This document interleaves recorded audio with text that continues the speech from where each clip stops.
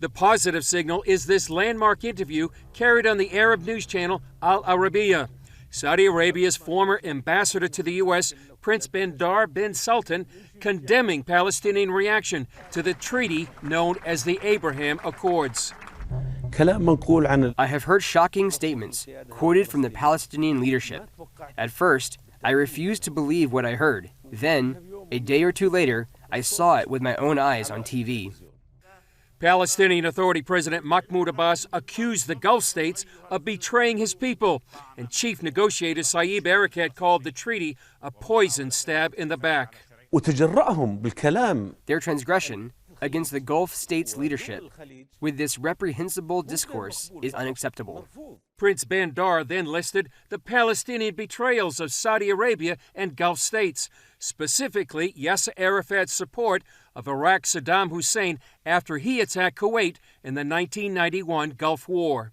The interview by Prince Bandar with Al Arabiya was a breakthrough. It was a ground-shaking interview because what you have is a former, very senior Saudi official, not current, but very well respected. And he blasted, in no uncertain terms, the current leadership of the Palestinian Authority, and particularly Mahmoud Abbas. UAE political analyst Dr. Najat Al-Saeed says it also shows Saudi Arabia's frustration with Palestinian leaders. What I'm sure about, what has been applied for the past years will never be applied now, because basically it failed, and they show, and the reward of the Palestinian Authority was an attack and was siding with their enemies. Before was like people like Saddam Hussein, and now with Turkey and Iran, who are like a main threat to the Gulf region. They are siding with them against the Gulf. Middle East expert Joel Rosenberg has led several evangelical delegations to the Gulf states, including Saudi Arabia.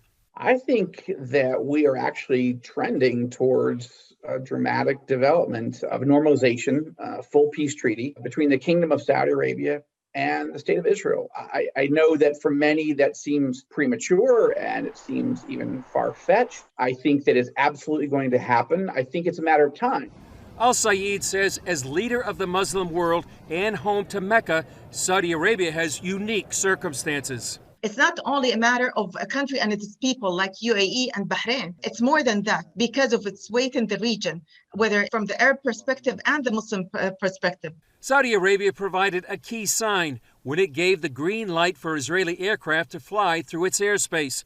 Rosenberg sees the Abraham Accords as a turning point for a country where 70% of the population is under 35, with many looking for change. I think the main issue here is not whether the royals in Riyadh want to make peace with Israel.